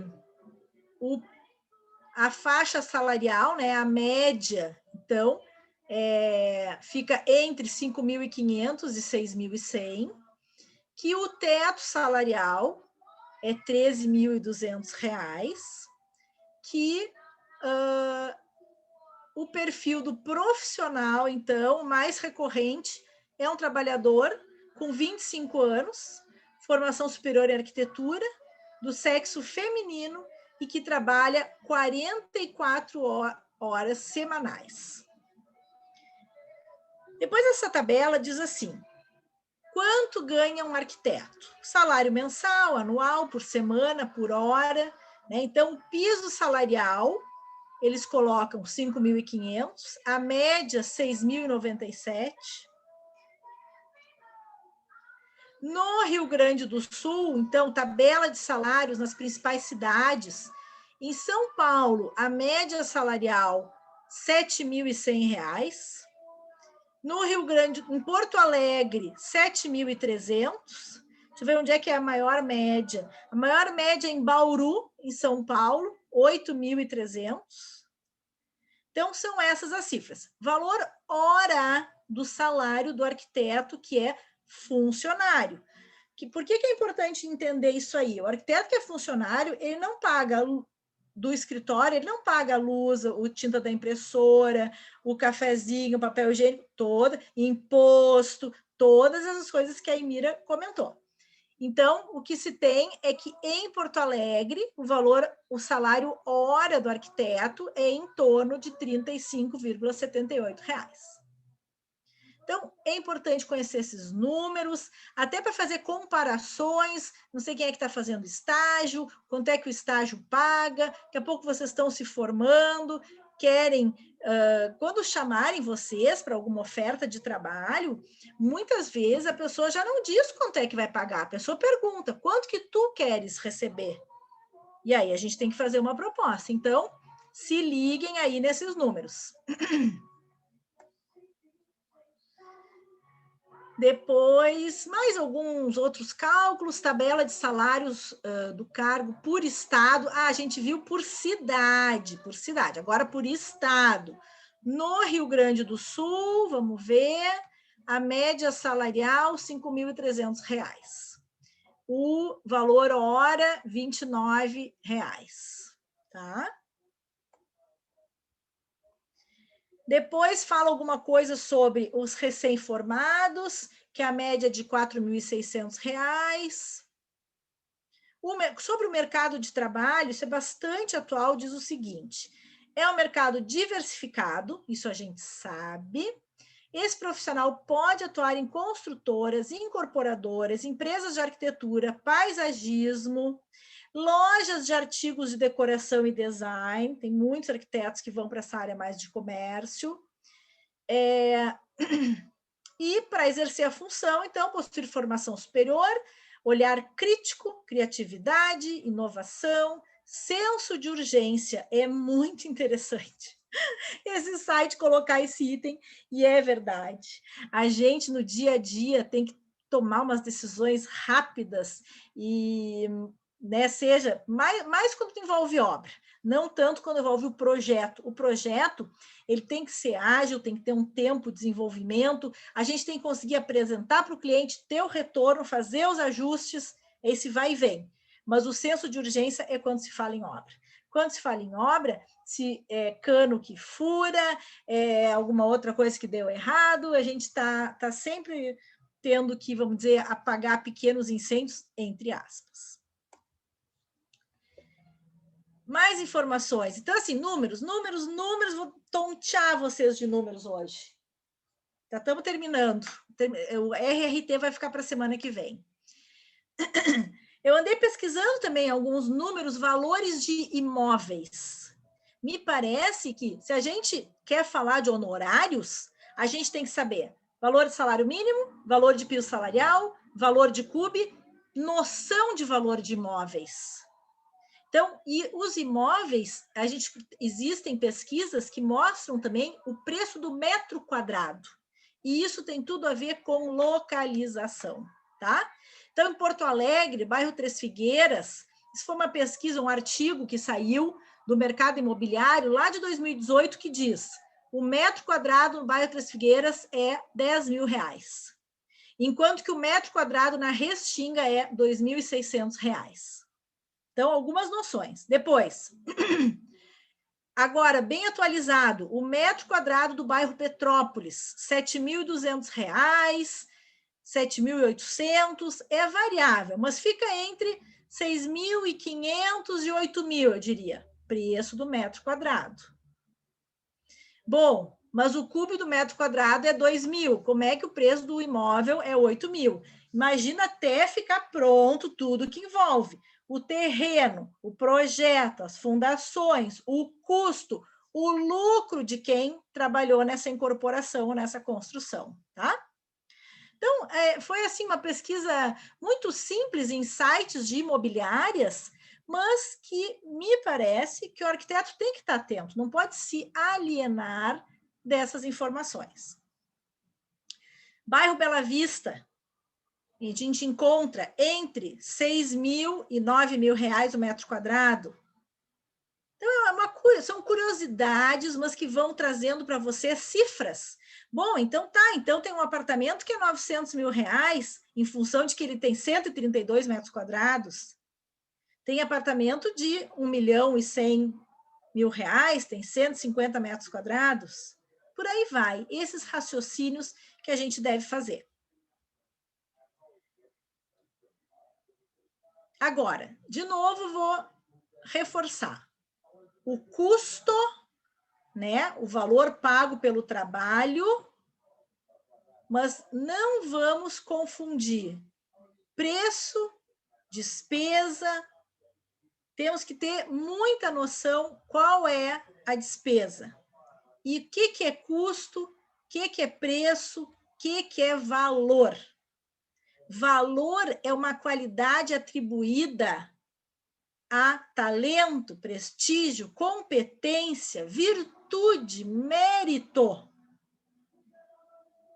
Valor também é um preço, é um custo, é um montante, é uma estimativa, mas está relacionada com apreço, consideração, merecimento. E o nosso trabalho é muito disso, porque é uma dedicação muito grande. Desde já, o estudante de arquitetura é dedicado. Eu falo isso por ter sido estudante e vejo vocês muito dedicados. Então, sempre vamos nos lembrar. Preço é um custo, é um dinheiro, são os impostos. E o valor é uma qualidade, são os benefícios, os investimentos, dedicação. Acho que essa é a palavra. E nosso trabalho tem muito disso, de valor. E para a gente definir o valor, temos também que saber os custos. De gasolina, de telefone celular, de internet, tudo tem que ir para a ponta do lápis. O que eu percebo é que muitas vezes ainda o estudante, a maioria de vocês mora com os pais e não tem essa conta na ponta do lápis. Sugestão, comece a se interessar mais por esses assuntos. É uma maneira, assim, de amadurecer. Às vezes, até mesmo quem é do interior, que vem morar sozinho em Porto Alegre, os pais é que cuidam, né, dessas questões financeiras, mas eu acho que vale a pena. Cada um de vocês deveria saber quanto que é a conta de luz da sua casa. Até para o dia que isso for responsabilidade de vocês, vocês vão saber, né, lidar e controlar essa questão. Então, de novo, a gente volta para aquela primeira lâmina que fala preço, valor, custo. Vamos diferenciar. Vocês, faculdade, são 5 anos, 6 ou até 7, é normal. A média nacional de faculdade de estudante de arquitetura é 7 anos, né? É muito difícil um arquiteto se formar em 5 anos.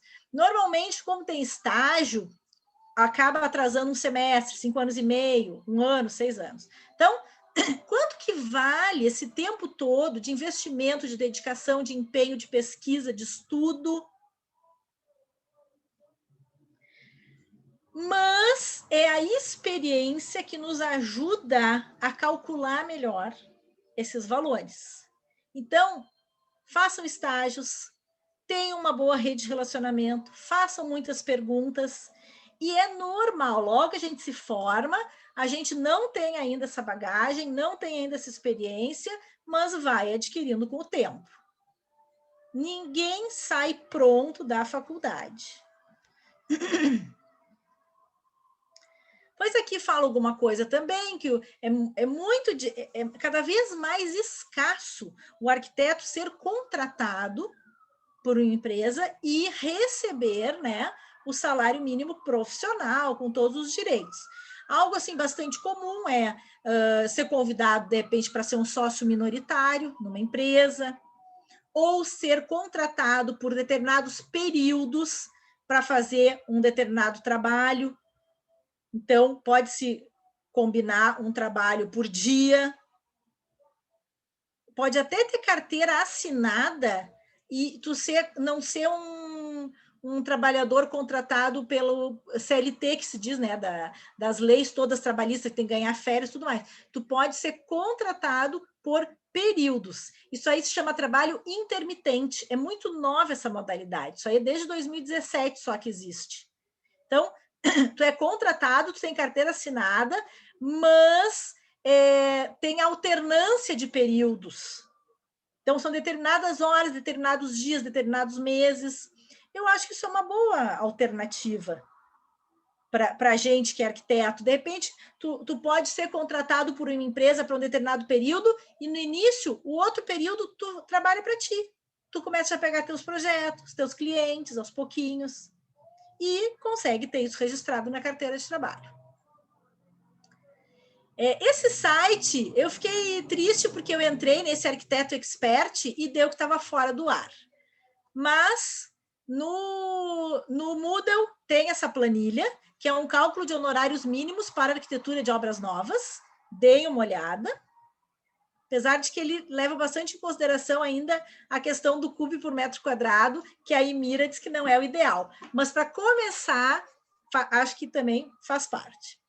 O GOP, que eu sugeri vocês baixarem, Guia de Orientação Profissional, ele tem uma parte importante que fala de honorários profissionais, e ele reforça a importância do arquiteto ter noção do seu valor hora, quanto tempo ele leva para fazer um projeto, para fazer cada projeto, e quanto custa o seu escritório, fala sobre a estrutura do escritório.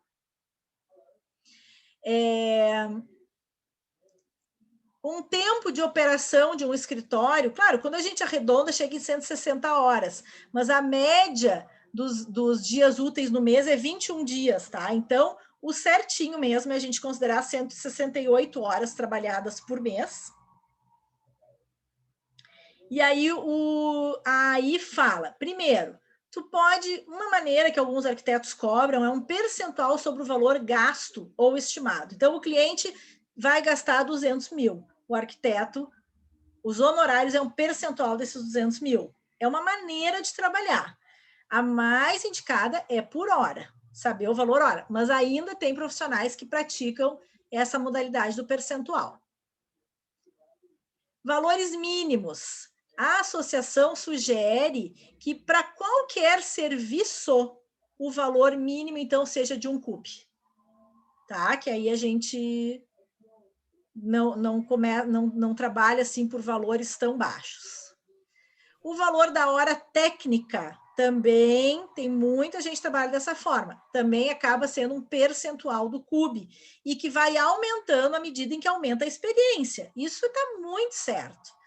Se tu tem uma estrutura maior de escritório, teus honorários devem ser maiores. Mas, normalmente, também tu tem mais experiência. Aí vai depender do que o cliente está procurando. Se tu tem mais anos de experiência, é normal, parece correto que a remuneração seja maior. Todo mundo vai alcançando, subindo esses degraus. Depois, a associação não consegue assim muito definir desenho de produto, não é tanto a nossa área, né? Quando é profissional efetivado numa empresa, o correto sempre é trabalhar em cima do valor do salário mínimo profissional. Também trabalhos de assessoria, muitas vezes se faz, ou royalties por alguma peça criada, é um percentual também em cima do faturamento daquela peça que foi criada. E a associação tem uma tabela de honorários, que uma horinha aí vale a pena também vocês olharem, que ela valoriza muito o projeto e separa valor de projeto, valor de execução. Isso está tudo lá no Moodle para vocês olharem. Essa tabela finaliza sugerindo, então, desde 2007, 2009, foi um período, até eu participei desses grupos de trabalho, onde a gente falava sobre a importância de os arquitetos controlarem seu valor hora. Dependendo do quê? Do perfil, do porte do perfil do escritório, de quanto que se quer de prolabore, né? Qual é a remuneração desejável, trabalho, a capacidade de trabalham lá, tá? Então, são todas essas variáveis. E esses arquivos Excel também coloquei lá no Moodle, foram desenvolvidos pela associação. Se quem baixar o GOP vai ter acesso a esse material. São tabelas que nos ajudam a preencher dados. Se eu pago aluguel, condomínio, água, luz, celular, internet, participei de alguma amostra e paguei pelo espaço, fiz algum brinde de final de ano do escritório, pago o domínio de homepage, tudo isso tem que ser considerado. Tudo isso é grana que sai. Então, os honorários têm que pagar isso e mais o que eu vou ganhar para sobreviver, para viver. Também, um outro artigo bem legal. Foi esse que está fora do ar. Desculpa, não era aquela tabela. Esse artigo, Arquitetura com Atitude. Eu descobri esse site no ano passado, e esse ano ele está fora do ar. Mas eu tinha baixado esse e-book que diz assim, ó, aquilo que você não aprende na faculdade. Baixei para vocês, está lá no Moodle. É bem interessante, vale a pena dar uma olhada. E encerrando já, falando em honorários. Quanto vale um projeto? Como conciliar a realidade de mercado, a valorização da profissão e o preço justo pelos nossos serviços? Sempre ter em mente o escopo, o que eu vou entregar, quantas pranchas, o tempo, quanto tempo eu levo para fazer. Escopo, tempo, com isso eu chego num valor de projeto. Contratos é um assunto que a gente vai tratar aqui. E finaliza dizendo, honorário de arquitetura, uma constante evolução. Tem tabelas de honorários, dá para cobrar percentual do CUB, dá para criar um valor hora, mas anotarmos o que fazemos cada dia, se possível, quantas horas e em qual projeto.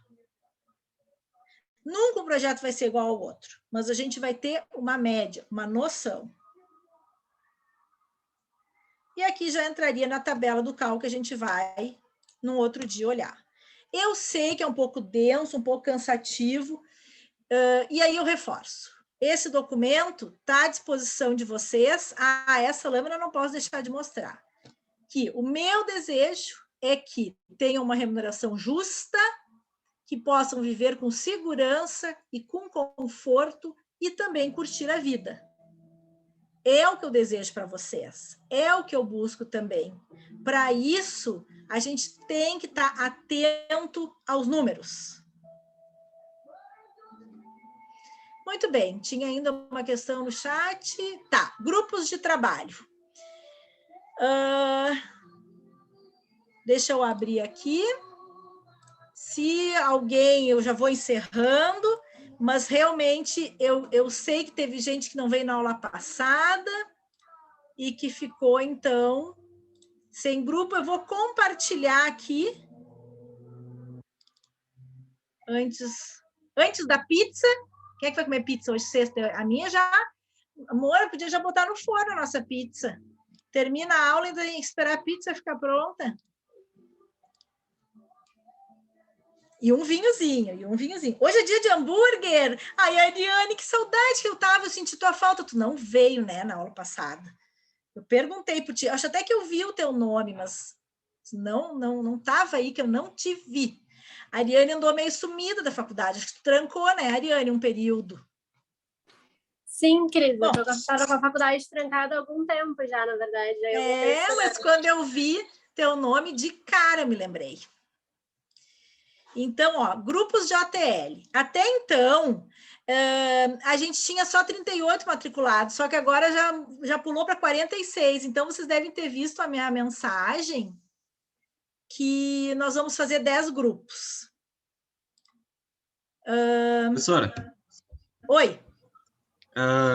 Quando nós recebemos a mensagem, eu e meus colegas, a gente estava de 2 grupos de 3, né? A gente pensou em fazer uma união dos grupos daí, para ficar com 6. Ótimo, só me diz quais são os 2 de 3. É o grupo 8 ali, do Lorenzo, e o grupo 10 da Maria Augusta.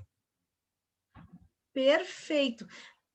Sabe que agora até estou na dúvida se são 9 ou 10 grupos. Agora eu inventei que são 10, né? Então tá, aqui fechou. Prof, Oi? ali eu, Letícia, e a Sei, chefe ali do grupo 9, a gente se sei. juntou com o grupo do Felipe, o 7. Entendi. Ok. Já acrescenta Fecha também, seis. professora, a Mariana Tem Posebon mais no uma. grupo. No grupo 7? Isso, a Mariana Posebon. Tá legal. Vamos lá. Quem é que me mandou mensagem que eu disse que podia juntar, que agora já não anotei aqui? Talvez não esteja aí, né? O Afonso ou o Pedro estão aí, do grupo 9?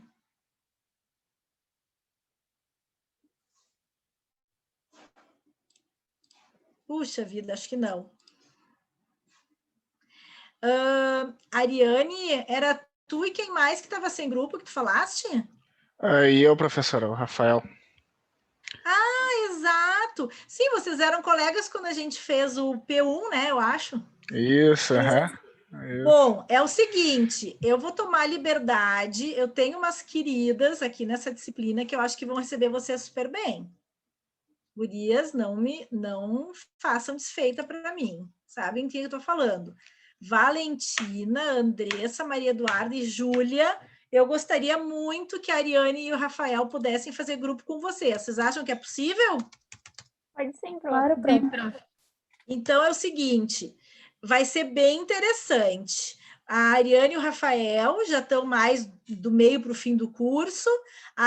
Esse quarteto aí já está bem perto do meio do curso, e eu quero ver esse entrosamento, quero que vocês troquem WhatsApp, mensagem, e o grupo 1, que fala das atribuições profissionais, é muito interessante, tem muita possibilidade. Façam um trabalho bem legal juntos. Pode ser. Aí, quem sabe eles já mandam um número no grupo, alguma coisa para a gente fazer. Já bota no chat já, Ariane e Rafael. Vou mandar aqui no chat aqui, então. E daí uma das gurias já monta um grupo de WhatsApp, vocês já vão se falar. Bom, alguém mais quer fazer alguma coisa? Fala.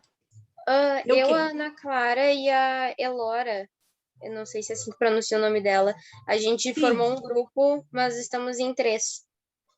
Então, vamos botar... Eu queria saber onde que está o Noah, a Mariana e a Giovana.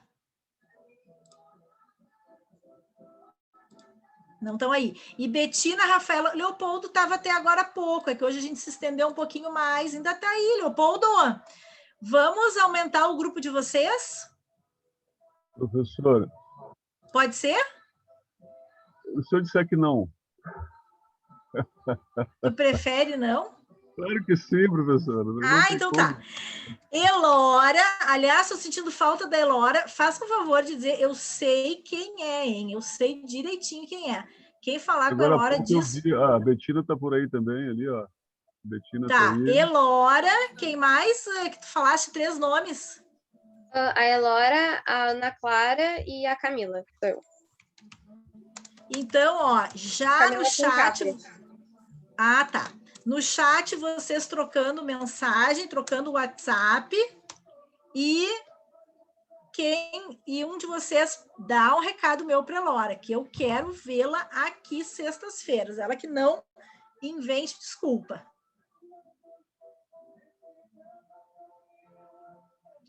Mais alguém gostaria de comentar? Senão eu vou deixar por enquanto assim.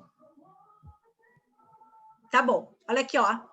Me estendi um pouquinho mais hoje. Deixa eu salvar aqui.